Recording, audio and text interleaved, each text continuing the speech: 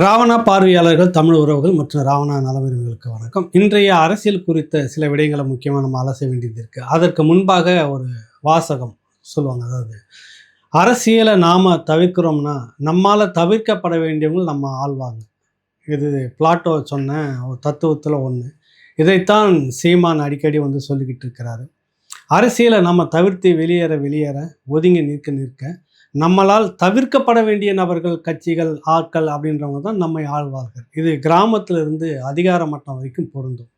இது ஏன் இதை நம்ம திரும்பவும் இளைஞர்கள்ட்ட சொல்கிறோம்னா, இளைஞர்கள் ஒதுங்கி இருக்கக்கூடாது என்ற ஒரு வார்த்தை இருக்கட்டும். இன்றைக்கி ஒரு முக்கியமான விஷயத்துக்கு வருவோம். அண்ணா திராவிட முன்னேற்ற கழகத்தில் மாணவர் அணின்னு நினைக்கிறேன் சகோதரர் காந்தி கணேசன் அப்படிங்கிற அந்த தம்பி முன்னாடி நாம் தமிழர் கட்சியில் தான் அவரும் இருந்தார். அங்கேருந்து விலகி போயிட்டார். இப்போ ஒரு பதிவு ஒன்று போட்டுக்கிறார். அது மட்டும் அப்படியே படிக்கிறேன், ஒரு முறை கேட்டுக்குங்க. திமுகவுக்கு ஓட்டு போடலைன்னா எல்லா இஸ்லாமியர்களும் நாட்டை விட்டு துரத்திடுவாங்க. திமுகவுக்கு ஓட்டு போடலைன்னா தமிழ்நாடு பேரையே மாற்றிடுவாங்க, பாஜக மாற்றிடும். திமுகவுக்கு ஓட்டு போடலைன்னா பிராமணர்களை தவிர யாரும் படிக்கக்கூடாதுன்னு புத்தகத்தை பிடுங்கிடுவாங்க. திமுகவுக்கு ஓட்டு போடலைன்னா இந்தியாவை அமெரிக்காவுக்கே விற்றுருவாங்க. திமுகவுக்கு ஓட்டு போடலைன்னா மீன் கறி விற்பனைக்கு கூட தடை போட்டுடுவாங்க. திமுகவுக்கு ஓட்டு போடலைன்னா எல்லார் நாட்களையும் இந்தி வர மாதிரி எதையாவது தடவிடுவாங்க. திமுகவுக்கு ஓட்டு போடலைன்னா அதானி உங்கள் வீட்டை தூக்கிட்டு போயிடுவார். திமுகவுக்கு ஓட்டு போடலைன்னா ஒடுக்கப்பட்டவர்கள் தோசை கூட சாப்பிட முடியாது. இப்படி பதிவை போட்டுட்டு இப்படி பல ரூபத்தில் கற்பனை பூச்சாண்டி காட்டி தன்னை பசியாற்றி கொள்ள சாத்தான் வரும் அப்படின்னு சொல்கிறாரு. இல்லை, யார் அவர் சாத்தான் சொல்கிறாரு? அவர் அதிமுக மாணவர் அணியை சேர்ந்த இளைஞர். முன்னாடி இங்கே தான் இருந்துகிட்டு இருந்தார், நாம் தமிழர் கட்சி இந்த பக்கத்தில் இருந்தார். நல்ல வாசிக்கக்கூடியவர். ஆனால் எழுதுனதெல்லாம் பார்த்தா மிக பொருத்தமாக இருக்கிறது. இப்படியெல்லாம் சொல்லிக்கிட்டு சாத்தான்கள் உள்ளே வரும் அப்படின்னு சொல்ல வர்றாரு. அதுக்கான மீட்பர்கள் யார் என்று தான் அவர் சொல்ல வர்றாரு. அவர் அதிமுக தரப்பை சொல்கிறாரு. அது அவருடைய நிலைப்பாடு இருக்கட்டும். இங்கே என்னன்னா, காலங்காலமாக ஒரு கட்டமைப்பு இவர் மிக சரியாக அந்த தம்பி கணிச்சு சொல்லியிருக்கிறார். இதற்கு ஓட்டு போடலைன்னா நீங்கள் அப்படின்ற மாதிரி ஒரு உதாரணம் என்னன்னா, இன்றைக்கி பார்த்தீங்கன்னா உங்களுக்கு நேற்று திமுக நடத்தக்கூடிய போராட்டங்கள்லாம் பார்த்தீங்கன்னா ஒரு பெரிய மேடை பிரம்மாண்டம்.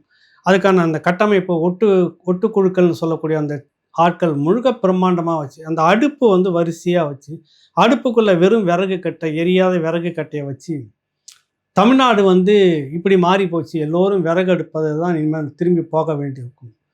ஒன்றிய அரசு சிலிண்டர் தட்டுப்பாட்டை ஏற்படுத்தி இருக்குது, சிலிண்டர் விநியோகம் இல்லை.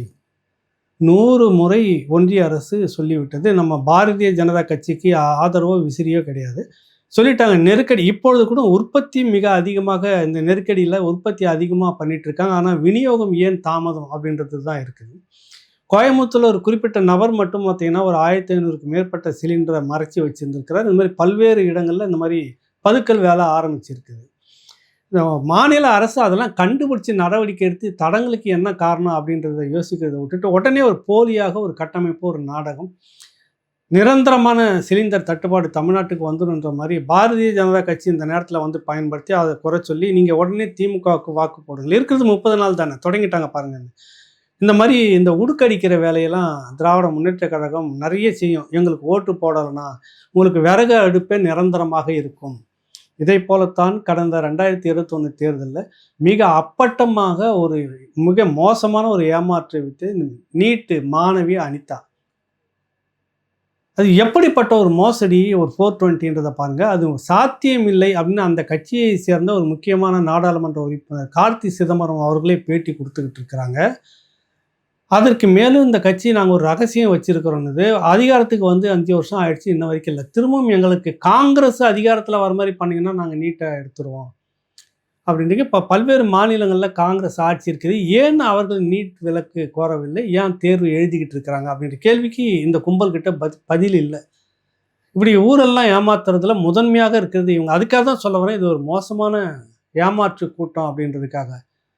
தன்னுடைய குடும்பம் மட்டும் வளர்ந்துக்கிட்டே இருக்கணும், அது மட்டும் வளர்ச்சி அடைஞ்சிருக்கணும், நிதியில் மக்கள் எல்லாம் கீழே தான் போயிட்டுருக்கணும் நிலைப்பாடு அவங்க. திமுகவுக்கு ஓட்டு போடலைன்னா என்ன நடக்கும்? கடந்த முறை நீட்டை சொல்லி ஒப்பாரி வச்சுருந்தாங்க. அனிதாவை காமிச்சு எல்லாம் பெரிய அளவு அந்த கூட்டம்லாம் நிறைய கூட்டிடுவாங்க. இந்த ஒப்பாரி வைக்கிற கூட்டம் நான் சொல்கிறேன், ஒட்டுக்குழுக்கள்னு சொல்கிறாங்களே அவங்க. உங்கள் புரட்சிகள் எல்லாம் அந்த அளவில் தான் இருக்கும். ஏன் தட்டுப்பாடு வந்ததுக்கு இங்கே எங்கெங்கெல்லாம் பதுக்குனாங்க? ஒன்றிய அரசு உண்மையிலேயே அந்த சிலிண்டர் உற்பத்தியை வந்து குறைச்சிடுச்சா? அப்படின்னா எதுவுமே இல்ல. அதுவும் இந்த நெருக்கடி வந்தோடனே வேகமாக உற்பத்தியை தொடங்கி கொண்டிருக்கிறதா சொல்றாங்க. எல்லாமே சரியாயிடும். ஆனா, உடனடியாக இந்த அடுப்பெல்லாம் வச்சு ஒரு பெரிய பந்தா காமிச்சு தமிழ்நாட்டு மக்கள உடனே பயமுறுத்துற அந்த விஷயம் இருக்குல்ல, நிரந்தரமாக தமிழ்நாட்டில் இனி விறகு அடுப்பு தான். எனவே எங்களுக்கு ஓட்டு போடுங்க. இதான் திமுக கேட்கக்கூடிய அந்த விஷயங்கள். அதனால தான் சொல்றேன், இந்த மாரி விடயங்கள்ல திமுகவ அடிச்சுக்க ஆளே இல்ல. பண விநியோகத்திலும் சரி, நேத்து ஒரு வீடியோ போட்டிருந்தேன். இன்னைக்கு இந்த மாரி இந்த பொய் பிரச்சாரத்தை கட்டமைச்சு மக்கள்கிட்ட போறதுல திமுகவ எந்த காலத்திலயும் அடிச்சுக்கவே முடியாது. இன்னும் நம்ம நம்பி ஓட்டு போட்டுட்டே இருக்கிறோம். அதுதான் தம்பி சொல்றாரு, "இப்படிலாம் பொய் பிரச்சாரம் பண்ணிக்கிட்டு சாத்தான்கள் உள்ளே வரும்." அப்படின்றாரு காந்தி தம்பி. கணேஷ் காந்தின்னு சொல்லிட்டு ஒரு பேரு. மாணவர் அணியில இருக்கிறாருன்னு நினைக்கிறேன். மிகச் சரியான வார்த்தை. எங்களுக்கு ஓட்டு போடலன்னா இப்படி நடந்துரும். எங்களுக்கு ஓட்டு போடலன்னா இப்படி நடந்துரும். தொடர்ச்சியாக இந்த ஒரு பொய் பிரச்சாரத்தை கட்டமைச்சிட்டு இருக்கிறது வந்து திமுகவை மிஞ்சிக்க ஆளே கிடையாது. அதிமுக ஏமாற்றுகிறதுனா அதுவும் ஏமாற்றம் நம்ம பார்வையில. ஆனா இவ்வளவு மோசமான ஒரு பொய் பிரச்சாரத்தை காலி அடுப்பெல்லாம் வச்சு உடனே அதற்கான ஊடகங்கள் வெளிச்சங்கள் பார்த்தீங்கன்னா, பெரிய அளவுல ஃப்ளாஷ் ஆயிட்டு. இது பெரிய நெருக்கடின்ற மாதிரியும் பண்ணிட்டுருக்கு. இந்த பக்கம் அதிமுக இன்னைக்கு ஒரு போராட்டம் மக்கள் நலன் வேண்டி குறிப்பாக இந்த போதைப் பொருள் இந்த மாதிரியான விஷயங்கள் சட்டம் ஒழுங்கு கெட்டுப்போனதுக்கு எதிரான ஒரு போராட்டம் நடத்தியிருக்கு அதிமுக இருக்கு எல்லா இடத்துலையும். சென்னையில் எடப்பாடியார் அவர்களும் மூத்த அமைச்சர் ஜெயக்குமார் அவர்களும் இன்னும் மற்றவங்களும் சேர்ந்து அது பிரம்மாண்டமான ஒரு ஆர்ப்பாட்டம். ஆனால் இதை வந்து ஒப்பிட்டு பார்க்கும்போது இது பெரிய அளவில் இல்லை காட்டுறதுக்கு இல்லை. இதை வந்து இந்த அடுப்பு காலி விறகு அடுப்பு இருக்குது பாருங்கள், இனி இதுதான் நிரந்தரம். தமிழ்நாட்டை பயமுறுத்தக்கூடிய இந்த பொய் பிரச்சாரத்தை வந்து பெரிய அளவில் கட்டமைக்குது ஊடகம். அதுக்கான ஒரு பெரிய நிறுவனங்கள்லாம் இருக்குது. யார் எவரெல்லாம் சொல்ல வேணாம். மக்கள்கிட்ட எளிதாக கொண்டு போய் அந்த பொய் பிரச்சாரத்தை பார்த்தீங்களா, விறகு அடுப்பு தான் இனிமேல் உங்களுக்கு, இதை விட்டால் சிலிண்டர் கிடையாது. பாரதிய ஜனதா கட்சி இந்த அதிமுகவை நம்பாதீங்க, எங்களை நம்புங்க. ஏன்னா இந்த 5 வருஷத்தில் வந்து நாங்கள் 4ஆக கிழிச்சு போட்ட மாதிரி இனிமேலும் கிழிச்சு போடுவோம், எங்களை நம்புங்கன்ற மாதிரி ஒரு பொய் பிரச்சாரம். பிரதானமான கோரிக்கை நீட். அது அதிமுக மிக சரியாக அதை பயன்படுத்திருக்கு. உண்மையிலே ஒரு விதத்தில் பாராட்டணும் அதிமுகவை. 67% மின் கட்டணம். இந்த திமுக ஆட்சி வந்ததிலிருந்து இன்று வரை தமிழ்நாட்டு மக்கள் மின்சார கட்டணத்தை 67%, ஒரு 10% ஒன்றும் இல்லை. கடந்த காலத்தில் கருணாநிதி காலத்தில் தொடக்க காலத்தில் ஒரு 10% மின் கட்டணம் ஏற்றுவதற்கு விவசாயிகள் பெருமளவில் போராட்டம் பண்ணாங்க. துப்பாக்கி சூடெல்லாம் நடந்தது எம்ஜிஆர் காலத்தில், அதுவும் கருணாநிதி காலத்துலேயும் நடந்தது. ஆனால் இன்றைக்கி 67% மின் கட்டணம் ஏற்றி இருக்கிறது இந்த திமுக அரசு. நமக்கு ஒன்றும் தெரியல, உட்காந்துருக்குறோம் பாருங்கள். ஏன்னா அந்த அதிமுக பெரிய அளவில் மக்கள்கிட்ட பிரபகண்டா பண்ணலை, கொண்டு போய் சேர்க்கல. அப்படியே பேசினாலும் எடப்பாடி அவர்கள் தெளிவான ஒரு வார்த்தையை சொன்னார். இப்போவாவது இந்த ஊடகங்கள் எங்களுடைய இந்த போராட்டங்களையும் இந்த கோரிக்கைகளையும் மக்களோட பிரச்சனைகளையும் இப்போயாவது தைரியமாக பேசுங்க. ஏன் இப்போவாவது அப்படின்னா, நேற்று 15ஆம் தேதி மார்ச் 15ஆம் தேதியிலிருந்து தேர்தல் ஆணையம் கட்டுப்பாட்டுக்கு அரசு வந்து விட்டது, அரசு இயந்திரம் வந்து விட்டது. அதனால் ஊடகங்கள் இனிமேல் உங்களை திமுக மிரட்டும் அப்படி இப்படிலாம் எதுவும் பயப்படாமல் இப்பயாவது நடக்கிறத நல்லபடியாக சொல்லுங்கள் மக்களுக்கு, நாட்டுக்கு அப்படின்னு அது வந்து புலையர்னு அடி இந்த ஊடகத்தை. அப்போ இவ்வளவு நாளும் நீங்கள் யாருக்காகவோ பயந்துக்கிட்டு உண்மை செய்திகளை வெளியிடாமல் மறைத்து கொண்டிருந்தீர்கள் அப்படின்னு எடப்பாடியார் அவர்கள் பதிவு செய்கிறார்கள். அதில் அவர் போட்ட அந்த கோஷம்லாம் பார்த்தீங்கன்னா ரொம்ப நறுக்காக இருக்குது. அந்த கோஷங்கள்லாம் பார்த்தீங்கன்னாக்கா, ஏறி போச்சு எல்லா வேலையும் ஏறி போச்சு அப்படின்றது ஒன்று. அதன் வழக்கமாக பதில் சொல்லுன்னு ஸ்டாலினே பதில் சொல்லுன்னு கேட்குறாங்க. 8 திக்கும் கஞ்சாவாசம், சட்டம் ஒழுங்கு படுநாசம். 8 திக்கும் கஞ்சாவாசம், சட்டம் ஒழுங்கு படுநாசம். இதுதான் அவங்களுடைய பிரதான தமிழ்நாடு முழுக்க அண்ணா திராவிட முன்னேற்ற கழகத்தினுடைய கேடர்ஸ் அங்கங்கே இந்த போராட்டத்தை நடத்திட்டு இருக்கிறாங்க. எதுக்கு இந்த போராட்டம்னா, போதை வஸ்து ரொம்ப அதிகமாக எல்லை மீறி தெருவுக்கு கிராமங்கள், குக்கிராமங்கள் வரைக்கும் போயிட்டு இருக்கிறது தொடர்ச்சியாக பேசிட்டு இருக்கிறாங்க. எல்லோரும் எல்லா கட்சியும் பேசிட்டு இருக்கிறாங்க. எதிர்கட்சிகள் கிட்டத்தட்ட நாம் தமிழர் கட்சியிலேருந்துட்டு பாட்டாளி மக்கள் கட்சியிலேருந்து அண்ணா திராவிட முன்னேற்ற கழகத்திலிருந்து அது கூட கூட்டணி இருக்கக்கூடிய பாரதிய ஜனதா கட்சி எல்லாருமே பேசி கொண்டிருக்கிறார்கள். ஒரு அக்கறை கூட இப்படி நெளிகிற மாதிரி, இப்படி திரும்பி படுக்கிற மாதிரி கூட சட்டம் ஒழுங்கு காவல்துறை அசைகிற மாதிரி தெரியல. வாரத்தில் ஒரு 2-3 பாலியல் இது நடந்துருது. மாணவர்களுக்கு பெண்களுக்கும் உத்தரவாதம் இல்லை, தனியாக போக முடியல. இன்றைக்கி திருவள்ளூரில் திருத்தணி அருகே இந்த திருவள்ளூர் பக்கத்தில் வீரகநல்லூர்னு ஒரு இடம். திருவள்ளூர் இருக்குல்ல, பக்கத்தில் வீரகநல்லூர். திருவள்ளூருடைய பிரதான சாலையில் மக்கள் ரோட்டில் வந்து உட்காந்துட்டாங்க. எதுக்குன்னா, அந்த வீரகநல்லூர்னு அந்த கிராமத்தில் படிச்சுட்டு வீட்டுக்கு வர பொம்பளை பிள்ளைங்க இருக்குல்ல, கஞ்சா போதையில் ஒரு கும்பல் வந்து ஃபாலோ பண்ணி விரட்டிக்கிட்டு வந்திருக்கிறாங்க. பிள்ளைங்க பயந்து போய், மாணவிகள் பயந்து போய் ஊருக்குள்ளே சொல்ல, ஊர் மொத்தம் கொதிச்சு போய் ரோட்டில் வந்து மறியல் உட்காந்து, இதெல்லாம் நாடா காடாடான்றாங்க, துப்புறாங்க இந்த அரசு. இவர் அப்படியே ஒன்றும் மெழுக்க நனையாமல் நாடு நல்லா இருக்குது, நாங்கள் நல்லா இருக்கிறன்றது நாடு நல்லா இருக்குன்னு சுற்றிக்கிட்டு இருக்குது திமுக. ஏன் திமுக மீது இவ்வளவு விமர்சனங்கள் கடுமையாக வைக்கிறேன்னா, கஞ்சா தலைமை உச்சகட்டமாக போயிடுச்சு, ஒரு அதனுடைய எல்லை மீறி போயிடுச்சுன்னு சொல்லலாம். அந்த அளவுக்கு பட்டி தொட்டி எல்லாம் இளைஞர்களை நாசப்படுத்தி, இந்த இளைய தலைமுறையை நாசப்படுத்தி வச்சிருக்கு. இன்னும் ஒரு 5 ஆண்டுகள் இவர்கள் இருந்தாங்கன்னா குட்டிச்சோறு, ஏற்கனவே எல்லாம் போதையில் அந்த முகம்லாம் பார்த்தீங்கன்னா தண்ணி அடித்து இந்த தலைமுறையே போயிடுச்சு. எல்லா வேலைகளுக்கும் வட இந்தியர்கள் வந்து நிறைஞ்சிட்டாங்க, முடிஞ்சு போச்சு. வயல்வெளியில் இருந்துட்டு எல்லா வேலைகளும் வட இந்தியர்கள். இன்னும் ஒரு 5 ஆண்டுகளுக்கு ஒரு பிரச்சனையும் இருக்காது. இன்னும் ஒரு 10 லட்சம் கோடியை கடன் வாங்குவார்கள். 30% 40% அதை எடுத்துக்குவாங்க. உங்களுடைய பணம் வந்து வெளிநாடுகளில் குவிஞ்சிக்கிட்டே இருக்கும். இங்கே இளைய தலைமுறை எழுந்து நிற்கிறதுக்கு இல்லாமல் போதையில் தள்ளாடி, இந்தியாவிலேயே அதிகமான சீர்கெட்டு கொண்டிருப்பது தமிழ்நாட்டு இளைஞர்கள். போதை தலைவிரித்து ஆடுகிறது. விதவைகள் எண்ணிக்கை கூடிக்கொண்டே இருக்கிறது. அதனுடைய உச்சகட்டமாக தான் பார்த்தீங்கன்னா, ஒரு மாணவி போதையில் வந்துட்டு தூத்துக்குடி விளாத்திக்குளம் பக்கத்தில் நடந்ததுக்கு இன்னும் அதுக்கு என்னன்னு தெரியல. அதற்கு அடுத்தது பார்த்தீங்கன்னா, இங்கே செங்கல்பட்டு பக்கத்தில் இங்கே 2 வீலரில் போயிட்டு இருக்கும்போது ஒரு மாணவி 2 பேரை உட்கார வச்சு ஒருத்தன்ட்ட போகிறான். கொடூரமாக பாலியல் வல்லுறவு, படுகொலை. இது நாடா என்ன நடந்துட்டு இருக்கு? சட்டம் ஒழுங்கு எப்படி இருக்குன்னு தெரியல. காரணம் அங்கங்கே விற்கிறது காவல்துறைக்கு தெரியாதா? கட்சி நிர்வாகிகள் தெரியாது. தொடர்ச்சியாக ராவணாவில் பேசிட்டு வரும். இன்னைக்கு இப்போ இதை பேசுறதுக்கான முக்கிய காரணம், அதிமுக போராடிக்கிட்டு இருக்குது.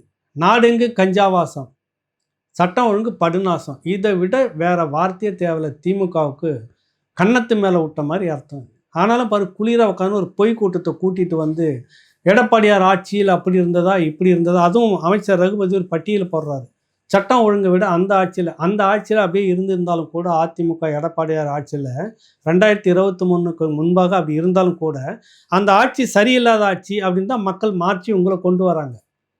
இப்போ நீங்கள் வந்து அதிகாரத்தில் உட்காந்துக்கிட்டு அதிமுக ஆட்சியில் அப்படி இருந்ததுன்னா அப்போ நீங்களும் வீட்டுக்கு போயிடுறீங்களா? அதான் அர்த்தமா? அதிமுக ஆட்சியில் சட்டம் ஒழுங்கு சரியில்லை அப்படின்னு தான் நீங்கள் சொல்கிறீங்க, பட்டியல் வாசிக்கிறீங்க. அதற்காக தான் 2021 அண்ணா திராவிட முன்னேற்ற கழகத்தை தோற்கடித்து விட்டு திமுகவை கொண்டு வந்தார்கள். நீங்கள் வந்து அந்த பாட்டே பாடுறீங்கன்னா அப்புறம் நீங்கள் எதுக்கு அதிகாரத்தில் வீட்டுக்கு போயிடுறீங்களா?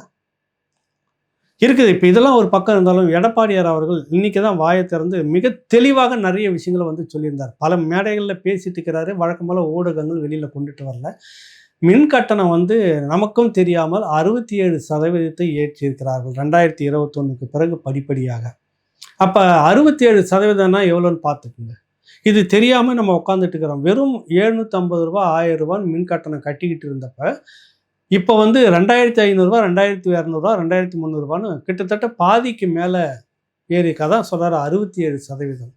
சொத்து வரி நமக்கும் தெரியாமவே ஏறி இருக்கு. சொத்து வரி 100% வரைக்கும் இங்கும் சொத்து வரி, எல்லா விலைவாசி பொருளும் ஏறி இருக்குன்னு ஒரு பெரிய பட்டியலை வாசித்து, நமக்கும் தெரியாதவே இந்த மக்கள் நம்மளை நாசப்படுத்தி போதையில் ஆழ்த்தி வச்சுட்டு ஒரு பக்கம் ஊடகத்தை திசை திருப்பிட்டு, இப்போவாச்சும் பேசுங்களாம் சாமிங்களை அப்படின்னு கேட்குறாங்க ஊடகத்தை பார்த்து எடப்பாடியார் அவர்கள். இந்த நேரத்தில் இப்படிலாம் ஏற்றிட்டு எல்லாத்துலேயும் விலையேற்றி சொத்து வரியெல்லாம் இவ்வளோ ஏறி இருக்குது சராசரியா அப்படின்னு சொல்ல வராங்க. இதுக்கு திமுகவில் இருக்கக்கூடிய அமைச்சர் ரகுபதி உடனே வந்து மைக்கை பிடிச்சி உடனே பதில் சொல்லி ஆயிடணும், இல்லை நாங்கள் யோக்கியன்னு. மோடி அரசு தான் எதுக்கு எடுத்தாலும் சுற்றி வளைச்சி மோடி அரசு தான். மோடி அரசு தான் அந்த பட்ஜெட்டில் நிதிநிலை அறிக்கையில் மாநில வருவாய்க்கு நிலைக்கு ஏற்ற மாதிரி சொத்து வரியும் ஏற்றிக்கலாம், மின் கட்டணத்தையும் ஏற்றுக்கலாம்னு மோடி அரசு சொன்னது அப்படின்னாரு. ஐயா, அது அதிமுக அதிகாரத்தில் இருந்த 2021க்கு முன்னிருந்தே சொல்லிட்டு இருக்கு, தொடக்கத்தில் இருந்தே சொல்லிக்கிட்டு இருக்கு. அதுக்கு முன்னாடி இந்த நம்ம காங்கிரஸ் அரசுலேருந்தும் சொல்லிக்கிட்டு தான் இருப்பாங்க, அவங்க சொல்லிக்கிட்டு தான் இருப்பாங்க. ஆனால் அதிமுக ஆட்சியில் இருந்தபோது மின் கட்டணம் ஏற்றினப்ப இதே ஸ்டாலின் அவர்களும் கனிமொழி அவர்களும் கொரோனா காலகட்டத்தில் கருப்பு உடை அணிந்துக்கிட்டு ஒரு மின் பதாகை ஒன்று பிடிச்சிக்கிட்டு மின் கட்டணத்தை ஏற்றாது, எடப்பாடி அரசே மின் கட்டணத்தை ஏற்றாது சொன்னாங்களா இல்லையா? கோஷம் போட்டாங்களா இல்லையா? போராடினாங்களா இல்லையா? அன்னைக்கு ஒன்றிய அரசு நிதிநிலை அறிக்கையில் சொல்லலையா? அதான் சொல்கிறேன், ஏமாற்றத்தில் நம்பர் 1 இவர் கடைந்தெடுத்தவர்கள் திராவிட முன்னேற்ற கழகம். பொய்யை வந்து கூச்சாமல் சொல்லுவாங்க, அதையே உண்மையாக்குவாங்க, பிரபகண்டா பண்ணுவாங்க. இப்போ ஒன்றிய அரசு ஏற்ற சொன்னதுன்னா ஏற்றுறீங்களா நீங்கள்? அவனுக்கு மாநில நிர்வாகம் இல்லையா? எடப்பாடி அரசில் ஏன் ஏற்றாமல் நிறுத்தினாங்க? நீங்கள் போராடினீங்கல்ல, மின் கட்டணத்தை ஏற்றல எடப்பாடி அரசு, சொத்து வரியிலும் ஏற்றின உடனே எல்லாரும் குதித்து போராடினீங்கல்ல. அப்போவும் ஒன்றிய அரசு நிதிநிலை அறிக்கையில் சொல்லியிருந்தது சொத்து வரியெல்லாம் ஏற்றணும் மாநிலங்களில் அப்படின்னு. மாநில அரசு மத்திய அரசு ஒன்றிய அரசு தான் சொல்லியிருக்கிறது, நாங்கள் சொத்து வரியை ஏற்றுக்கிறோம் அப்படின்னு எடப்பாடி ஒத்த வாரத்தில் சொல்லிட்டு போயிட்டு இருக்கலாங்க. ஏற்றலை அன்றைக்கி அந்த மக்கள் பாதிக்கப்படக்கூடாது அப்படின்னு நீங்கள் சொன்னீங்க. உடனே எங்கள் போராட்டத்தால் தான் இதெல்லாம் கைவிட்டுருச்சு. இப்போ நீங்கள் அதிகாரத்தில் இருக்கிறீங்க. அதிமுக தொடர்ச்சியாக போராடிக்கிட்டு இருக்குது. சொத்து வரி நீங்கள் கண்ணுக்கு தெரியாமல் நீங்கள் ஏற்றி உச்சத்தில் கொண்டு வந்து வச்சுட்டீங்க. இதில் நீங்கள் கொடுக்குற 1000 ரூபா பட்டியலை மட்டும் சொல்லிட்டு இருக்கிறீங்க. என்ன 1000 ரூபா பட்டினா, மாணவர்களுக்கு 1000 ரூபா, படிக்கிற மாணவிகளுக்கு 1000 ரூபா, அப்புறம் இருக்கக்கூடிய பெண்களுக்கு மகளிருக்கு 1000 ரூபா. இப்படி சொல்லிட்டு பல 1000 ரூபாயை எங்ககிட்ட இருந்தே பிடுங்கிட்டு இருக்கிறீங்க. இது இன்னைக்கு மிக தெளிவாக எடப்பாடி அவர்கள் பட்டியல் வாசித்தார்கள். எதில் எல்லாம் நீங்கள் பல ஆயிரம் ரூபாயை நீங்கள் ஏற்றி எப்படி கொள்ளை அடிச்சுக்கிட்டு இருக்கீங்க. 5 ரூபாயில் போய் இறங்க வேண்டிய பஸ் கட்டணம் இப்போ 10 ரூபா வாங்கிட்டு இருக்கிறாங்க. 20 ரூபாயில் போக வேண்டியது 40 ரூபா போயிட்டுருக்குறாங்க. 40 ரூபா கட்டணம் 75, 80 இப்படின்னு போயிட்டுருக்குது. 60 ரூபா அப்படின்னு வாங்கிட்டு இருக்கிறாங்க. அப்போ நீங்கள் எத்தனை மடங்கு கட்டணத்தை பேருந்துகளில் வாங்கி உயர்த்திக்கிட்டு இருக்கிறீங்க. ஒரு பகுதியினருக்கு இலவசம்னு சொல்லிட்டீங்க. இதெல்லாம் தெளிவாக இன்றைக்கி அதிமுக பேச தொடங்கியிருக்கு. மக்கள்கிட்ட போய் தொடர்ச்சியாக அதிமுக இதை பிரச்சாரம் செய்ய வேண்டும். இதுதான் இன்றைக்கி இருக்கக்கூடிய பெரிய பிரச்சனை. திமுகவுக்கு ஓட்டு போடலைன்னா அப்படின்றத முதல்ல முடக்கணும். ஓட்டு போட்டாக்கா குடும்பம் தான் வளரும், நாடு நாசமாக அப்போ சொல்கிறாங்க பாருங்கள். நாடுங்கும் கஞ்சாவாசம், சட்டம் ஒழுங்கு படுநாசம் தமிழ்நாட்டில். இன்றைக்கி அதுதான் நடந்துக்கிட்டு இருக்குது. தினசரி பாலியல் வல்லுறவு, கடத்தல், எல்லாமே போதையில். இது நாடா இல்லை வேறு எதனா போதை நாடா, வேறு என்ன கஞ்சா நாடுன்னு பேரை மாற்றிடலாம். அதான் நடக்கும். இப்போ இது எதனா பேசணும்னா 2026க்கு பிறகு ஒருவேளை திமுக அதிகாரத்துக்கு வந்தாங்க. இப்படி பேசுகிறவங்க யாருமே இருக்க மாட்டாங்க. ஒருத்தர் கூட இருக்காது. ஒவ்வொருத்தராக பிடிச்சி பொய் வழக்கில் உள்ளே போட்டுக்கிட்டே இருக்கும். அவன் பொருளாதாரத்தை முடக்கிற மாதிரி எல்லாத்தையும் செய்யும். இருக்கிறது இப்போ இந்த மாதிரி எங்களை மாதிரி ஆட்களை மொத்தமாக எல்லாத்தையும் சுருட்டிட்டு போனாக்கா எதுவும் வாங்க முடியாது, முடங்கி உக்காந்துட வேண்டியதுதான். வீடு எவனா வச்சுன்னு வசதியாக இருக்கிறானே எதனா ஒரு கேஸ் ஒன்று போட்டு அந்த வீடை சீல் வச்சுட்டு வெளியில் போயிட வேண்டியது. இப்படி பழி வாங்கிறது நிறைய நடந்துக்கிட்டு இருக்கும். அது எல்லாம் இருக்கணுமா அப்படின்ற ஒரு கேள்வி இருக்கிறது. அதுதாங்க விஷயம். இந்த பிரச்சனைகளை எல்லாம் இன்றைக்கி அதிமுக பேசுதல முன்கூட்டியே பேசியிருக்கணும். களத்தில் முன்கூட்டியே பேசிக்கிட்டு இருந்த ஒரு கட்சி நாம் தமிழர் கட்சி. அது என்னமோ தெரியல, அது பேசுவது இந்த மக்களுக்கு போய் எதுவுமே ரீச். அதான் சொல்கிறேன், இந்த ஊடகங்கள் இருக்குல்ல, எடப்பாடியார் சொன்னமாச்சு, இப்போவாச்சும் பேசுறதெல்லாம் வெளியில் கொண்டு போய் சேருங்கப்பா, இப்போவாச்சும் இந்த மக்கள் இந்த தேர்தல் பிரச்சாரத்தை சொல்கிறது கொண்டு போய் சேருங்க, யாருக்கும் பயப்படாதீங்க ஊடகம்லாம் அப்படின்னு. இந்த ஊடகத்தை ஏதோ இன்றைக்கி தான் திடீர்னு ஊடகம் பிறந்துட்ட மாதிரியும், நேற்று பிறந்து இன்றைக்கி ரோட்டுக்கு வந்துட்ட மாதிரியும், எங்களுக்கெல்லாம் வீடு இல்லை, ஓய்வு பெற்றவர்களுக்கு பென்ஷன் இல்லை அப்படின்னு இன்றைக்கி திடீர்னு கோரிக்கை வச்ச மாதிரியும் 67லேருந்து ஆண்டுகிட்டு இருக்கு திமுக அரசு. திடீர்னு நேற்று தேர்தல் அறிவிக்கிறதுக்கு முன்னாடி பத்திரிகையாளர் நிர்வாகிகள் சந்திப்பு. வழக்கம் போல் யாரெல்லாம் சந்திச்சிருப்பான்னு உங்களுக்கு தெரியும். என் ராம் அவர்களை தவிர்க்க முடியாது. என்ன அப்படி பத்திரிகை சங்க நிர்வாகிகள்லாம் என்னன்னா, செங்கல்பட்டு பக்கத்தில் பத்திரிகையாளர்களுக்கு வீடு. அதிமுக ஆட்சியிலையும் இந்த மாதிரிலாம் பேச்சுவார்த்தை நடந்தது முந்தின காலகட்டத்தில். அது இந்த சிறுதாவூர்னு சொல்கிறாங்க, அதில் ஜெயலலிதா பங்களா இருக்குதுல்ல, அதை ஒட்டி அந்த பக்கத்தில் தான் பெரிய இடத்த ஒதுக்கிறதா சொல்லி பத்திரிகையாளருக்கெல்லாம் வீடு இந்த மாதிரிலாம் பேசினாங்க. அப்புறம் அப்படியே ஆகிப்போச்சு. இப்போ அந்த வேலையை திமுக எடுத்துக்கிச்சு. எப்போ தேர்தல் அறிவிக்கிறதுக்கு நாள் பத்திரிகையாளர்களுக்கெல்லாம் வீடு. எத்தனை பத்திரிகையாளருக்கெல்லாம் வீடுன்னா, குறிப்பாக அவங்க பத்திரிகையாளர்களுக்கு மட்டும் வீடாக இருக்கும். ஏன்னா அந்த ஊடகத்தை கைக்குள்ளே வச்சுக்கணுமே. முதல்ல அந்த தொழிலாளர்களை கட்டமைப்புக்குள்ளே வச்சுக்கிட்டா போதும் இல்லை. அப்புறம் பென்ஷன் 15,000 ரூபாய் அப்படின்ற மாதிரிலாம் பேசி இப்போ எல்லாம் ஏன் இப்போ நடக்குது? இன்றைக்கி தான் தெரியுமா அவங்களுக்கு பத்திரிகையாளர்களுடைய இந்த நெருக்கடி, அவங்களுக்கு சென்னையில் வீடு இல்லாமல் இருக்கிறதெல்லாம் இன்றைக்கி தான் தெரியுமானா? காலங்காலமாக தெரியும். தேர்தல் அப்போ மட்டும் எங்களுக்கு பளிச்சுன்னு தெரியும் கண்ணும் இதுவும். அப்போ மட்டும் எல்லாரையும் கூப்பிட்டு நின்றுட்டு விளம்பரப்படுத்துறதுக்கு, இந்த தேர்தல் நெருக்கத்தில் கூப்பிட்டு வச்சுட்டு இந்த மாதிரி விளம்பரம் பண்ணி ஒரு அறிக்கையாக சொல்கிறதுக்கு இல்லை. அதுதான் 2021லேருந்து இப்போ திரும்பி பார்த்தீங்கன்னா திமுக அறிவித்த பிரதான எந்த ஒரு கோரிக்கையும் நிறைவேறவே இல்லை. அதிமுக இன்னைக்கு அதான் பிரச்சாரம் பண்ணுது.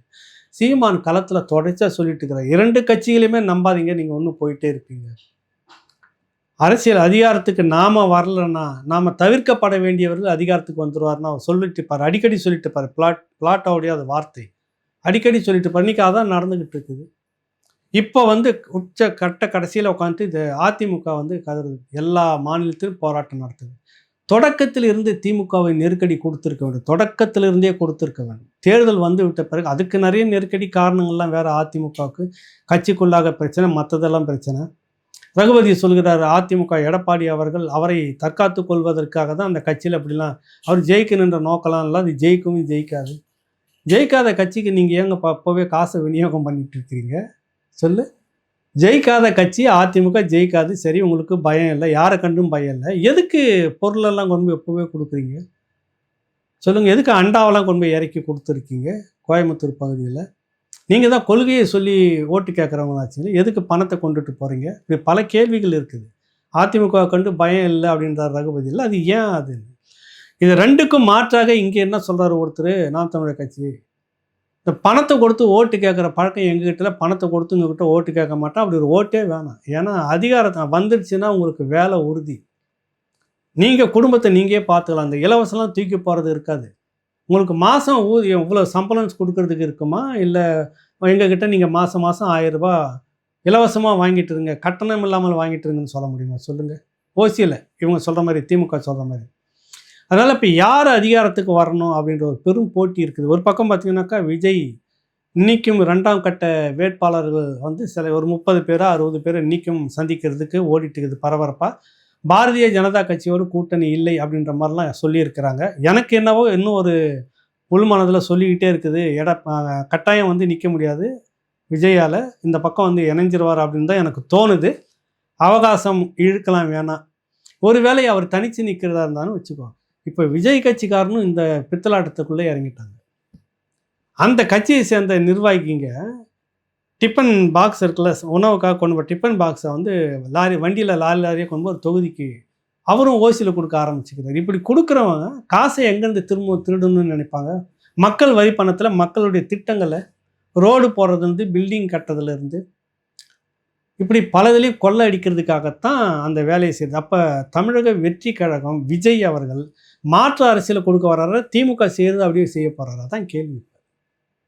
நீங்கள் கட்சி நிர்வாகிகள்கிட்ட கோடிக்கணக்கில் பணத்தை வாங்கிட்டு தான் உங்களுக்கு சீட்டு கொடுக்கணும்னு சொல்கிறீங்க, கட்டணத்தையும் கட்ட சொல்கிறீங்க, கட்சி நிதின்றீங்க கோடிக்கணக்கில். அப்போ அந்த கோடிக்கணக்கில் கொடுக்குற உங்கள் நிர்வாகி, தாவேகா நிர்வாகி அதை திரும்ப சுருட்டுன்னு நினைப்பாரா, இல்லை மக்களுக்கு சேவை செய்யிட்டு வந்து கை கட்டின்னு அப்படியே இருப்பாரா? அவங்களுக்கு நான் வேண்டுதலா, மக்களுக்கு நான் பணம் கட்டிட்டு வந்து வேண்டுதலா, சேவை செய்யணும், ஒரு 5 கோடி நான் கொடுத்துட்டு உங்ககிட்ட வந்து நான் சேவை செய்யணும்னு வர்றதுக்கு வேண்டுதலா? அப்போ மக்கள் வரி பணத்தை தான் கொள்ளடிப்பாங்க. இன்னொரு திமுக, அசல் திமுக ஆட்சி இருக்கு, மாற்றுன்றதே கிடையாது உங்களுக்கு. கட்டடங்கள் எல்லாமே புது புது கட்டடங்கள் அப்படி இப்படி இடிஞ்சு மேலே அந்த பூச்சி வேலை அப்படி இப்படி இடிஞ்சு கொட்டினது இந்த 2021 இது வரைக்கும் பல முறை நடந்து விட்டது. மனசாட்சி இல்லாமவே கட்டடம் கட்டுற கோஷ்டி இந்த கோஷ்டிங்க தான், திமுக கோஷ்டிங்க தான். அதிமுகவில் கூட கொஞ்சம் பயப்படுவாங்கப்பா, கெட்ட பேர்லாம் வந்துடாமல் நீங்கள் பார்த்து செய்யுங்க கொஞ்சம் அப்படின்னு ஓரளவுக்கு பயப்படுவாங்க. அப்போ எதிர்கட்சியாக திமுக இருக்கும், வலுவாக போராட்டம் பண்ணும். அந்த பார்த்து இது அதிமுக பயந்து நிர்வாகம் பண்ணிட்டு இருக்கும்ல, அதுக்கு தான் எந்த காலகட்டத்திலையுமே திமுக எதிர்கட்சியிலேயே வச்சுட்டு இருந்தால் அவன் நாடு நல்லா இருக்கும்னு. இப்போ 2026 பேர் நாடு நல்லா இருக்கணும், முதன்மையாக இந்த திமுகவை எதிர்கட்சியிலேயே வச்சுன்னு தான் இதுதான் வேண்டுகோள் எல்லோருக்குமே. எப்படிப்பட்டது இன்னைக்கு திருத்தணி திருவள்ளூர் பிரதான சாலையில் மறியல், போலீஸ் அதிகாரிகள்லாம் போய் உட்காந்து பேச்சுவார்த்தை நடத்துகிறாங்க. என்னென்னா இந்த கஞ்சா போதையில் ஒரு இளைஞர்கள் பள்ளி மாணவர்களை ஃபாலோ பண்ணிட்டு வந்து மிரட்டி இருக்கிறாங்க. அப்புறம் நாளைக்கு தனியாக போகிற அந்த பெண்களை என்ன பண்ணுவாங்க, மாணவிகள் என்ன பண்ணுவாங்க? இது எல்லா இடத்துலையும் இப்போ பரவலாக செய்தி ஒரு இடத்துல 2 இடத்துல வருது. மற்ற இடங்களில் எல்லா இடத்துலையும் வந்து இந்த மாதிரி நடந்துக்கிட்டு பெற்றோர்கள் கும்பலாக மாணவிகள் வந்து கூட்டமாக வந்ததை சொல்கிறாங்க. சில இடத்துல தெற்கு தப்பாக மாட்டிக்கிட்டால் என்ன பண்ணுங்க அந்த பிள்ளைங்க? விளாத்தி குளத்தில் நடந்த மாதிரி தான் நடக்கும். இதுதான் சட்ட ஒழுங்கு ஆட்சி நடக்கிறதா அப்படின்றது பெரும் கேள்வி இங்கே நடந்துக்கிட்டு இருக்குது. மிக படுமோசமான ஒரு ஆட்சியை இந்த 2021 இது வரைக்கும் கொடுத்துருக்குறாங்க. யார் வேண்டும் என்று மக்கள் இப்போ தேர்ந்தெடுக்க வேண்டிய ஒரு காலகட்டத்தில் வந்து நிற்கிறோம். தொடர்ச்சியாக ஒரு பொய் பிரச்சாரத்துக்குள்ளே இது நிற்குது. வெறும் காலி அடுப்பை வச்சுட்டு இதுதான் உங்களுக்கு நிரந்தரம் ஒரு பொய் பிரச்சாரத்தை இப்போ தொடங்குது பாருங்கள். இது எவ்வளோ பெரிய பித்தலாட்டம். எல்லா பகுதிகளுக்கும் இப்போ வந்து சிலிண்டர் வர தொடங்கி இருக்குது. பெட்ரோல் தட்டுப்பாடு சுத்தமாக கிடையாது. ஆனால் இதை ஒரு பேசு பொருளாக்குற விதம் இருக்குல்ல உங்ககிட்ட, அதுதான் இவர்களுடைய யுத்தியில் வியூகத்தில் இது பிரதான வியூகம். இந்த பொய் பிரச்சாரத்தில் முன்னேறுவது. இன்றைக்கி அது இறங்கி சரியான ஒரு அடியை கொடுத்துருக்கு அண்ணா திராவிட முன்னேற்ற கழகம். சரியான ஒரு அடியை கொடுத்துருக்கு எல்லா இடத்துலையும். அதில் போகிற போக்கில் ஒரு இடத்துல விழுப்புரத்தில் இருக்கக்கூடிய ஒரு மூத்த அமைச்சர் CV சண்முகம், முதலமைச்சர் ஸ்டாலின் அவர்கள் உங்கள் கனவை சொல்லுங்கன்றாரு. எனக்கு நயன்தாரா வேணும், அந்த கனவை நிறைவேற்ற முடியுமா? மூத்த அமைச்சர் சொல்லக்கூடிய வார்த்தையாது. அதிமுக நிமிர்ந்து இப்போ தான் அப்படியே களத்தில் பரபரப்பாக நிறங்கி நின்று வேலை செய்து, நீ எவ்வளோ கனவு இருக்குது அதை சொல்லு. ஒன்றும் இல்லைப்பா, நீ வீட்டுக்கு போனால் போது நாடு நல்லா இருக்குன்னு எனக்கு ஒரு கனவு, அந்த கனவை நீங்கள் நிறைவேற்றுன்னு சொல்லிட்டு போயிருக்கலாமே. அப்போ எந்த அளவுக்கு பெண்களை நீங்கள் வந்து மதிக்கிறீங்கன்ற ஒரு கேள்வி இருக்குது இல்லை. அந்த கேள்விக்கு பதில் இல்லை. நல்லா வந்துட்டு இருக்கிற நேரத்தில் டக்குன்னு வாயை விட்டு மாற்றுறது இதுதான். எனக்கு நயன்தாரா வேணும் கொடுப்பீங்களா அப்படின்னு முதலமைச்சர் ஸ்டாலினை பார்த்து ஒரு முன்னாள் மூத்த அமைச்சர் கேட்குற கேள்வி இது. இதுதான் ஒரு சிக்கலுக்குள்ளாகிறது. இது தேர்தல் களம். குறிப்பாக ஒரு பொய் பிரச்சாரத்தை மட்டுமே கட்டமைச்சிக்கிட்டு வந்துட்டு இருக்கக்கூடிய பிரதான கட்சிக்கு எதிராக களமாடிக்கிட்டு இருக்கிற அதிமுக நிதானப்பட்டு வார்த்தைகளை வெளியிடணும். ஒரு பக்கம் இங்கே வந்து மூச்சை பிடிச்சிட்டு போராடிட்டு இருக்கிறார் எடப்பாடி, மூத்த அமைச்சர் ஜெயக்குமார், இவங்களாம் இன்னும் பல்வேறு மூத்த அமைச்சர்கள் எல்லா மாவட்டத்திலையும் வந்து பெரும் போராட்டம் நடத்திட்டு இருக்கிறாங்க. இன்றைக்கி பேசுபொருள் ஆகுது எதுன்னு பார்த்தீங்கன்னா, இந்த போராட்டம் சட்டம் ஒழுங்கு கெட்டு போய்விட்டது, பெண்களுக்கு பாதுகாப்பு இல்லை, கஞ்சா நடமாட்டம் உச்சக்கட்டத்தில் இருக்குது, போதை நடமாட்டம் உச்சக்கட்டத்தில் இருக்குது, போதைப் பொருள் விற்பனை அதிகபட்சமாக இருக்கிறது. இந்த திமுக அரசு மின் கட்டணம் நமக்கு தெரியாமல் 67% ஏற்றிட்டு நம்ம அதில் கவனம் செலுத்தவே விடலை. ஏன்னு கேள்வி கேட்கவே வைக்கல. இதை பாரு அதை பாரு அடுத்த பிரச்சனைகளை பேசு பொருளாக்கிட்டு அப்படியே கொண்டு வந்துருச்சு. நமக்கு மின் கட்டணம் எரிஞ்சிக்கிட்டு இருக்கு, நமக்கே எரியிற மாதிரி எரிஞ்சிட்டு இருக்கு, கேள்வி கேட்க முடியல பாருங்கள். அதான் திமுக ஆட்சியுடைய யுக்தி. இது எல்லாம் இன்னைக்கு பேசு பொருளாக வேண்டியிருக்கும். ஆனால் ஒரு அமைச்சர் சொன்ன அந்த வார்த்தை இருக்குல்ல, நையாண்டிக்காக அவர் சொன்ன வார்த்தை, கேலி கிண்டலுக்காக சொன்ன வார்த்தை, நயன்தாரா வேணும் கொடுப்பியான்ற வார்த்தை தான் இன்றைக்கி பிரதானமாக ஊடகங்களில் பேசுபொருள் ஆக்கும். அந்த ஊடகங்கள்லாம் அதுதான், அவர்கள் பின்னணியில் இருக்கக்கூடியது தான். எதற்கு இந்த போராட்டம் என்பது வெளிப்படையாக இன்றைக்கி பேசுபொருளாக இருக்கிறது. இதை நோக்கி அடுத்தடுத்த போராட்டம் நடத்தணும். இது வந்து 2 திராவிட கட்சிகளில் இந்த பக்கத்தில் இப்படி இருக்குது அப்படின்றதுக்காக நான் சொன்னேன். ஆனால் யதார்த்தத்தில் 2மே விரும்பாத ஒரு கட்சி தமிழ் தேசியம். தமிழ் தேசியம் எப்படி போராடி கொண்டிருக்கிறது? திராவிடத்துக்கு மாற்று தமிழ் தேசியமாக இல்லையா? சீமான் அதை நோக்கி பரவலாக எல்லா இடத்துலையும் கொண்டு அதை விதைச்சிருக்கிறாரா இல்லையா? அது உங்களை எப்படியெல்லாம் பற்ற வச்சுக்கிட்டு இருக்குது, எப்படியெல்லாம் உங்கள் தூக்கத்தை கெடுத்துக்கிட்டு இருக்குது? ஏன்னா அடுத்த புரட்சியாளர்னு வந்த விஜயும் கிட்டத்தட்ட முடிஞ்சு போச்சு அவர் கதையும். அவர் எப்போ இலவசங்களை கொடுக்க ஆரம்பிக்கிறாரோன்னு அதை உங்களுக்கு பொருளை கொடுத்து ஓட்டு வாங்கணும்னு நினைக்கிறதோ அந்த கூட்டம் அப்போவே முடிஞ்சு போச்சு. அதுவும் 10ஓட 11. மாற்று அரசியல் என்பது இறுதியாக நிற்பது சீமான் மட்டும். இந்த அரசியல் உங்களை எப்படி பாடாப்படுத்திட்டு இருக்கு? நீங்கள் யார் வேணாலும் உள்வாங்கி கொள்ளக்கூடிய இந்த திராவிட கட்சிகள் இதை மட்டும் ஏன் தொடர்ச்சியாக எதிர்த்து கொண்டிருக்கிறது என்பதை நாளைக்கு விரிவாக நம்ம பேசுவோம், பார்ப்போம். நன்றி, வணக்கம்.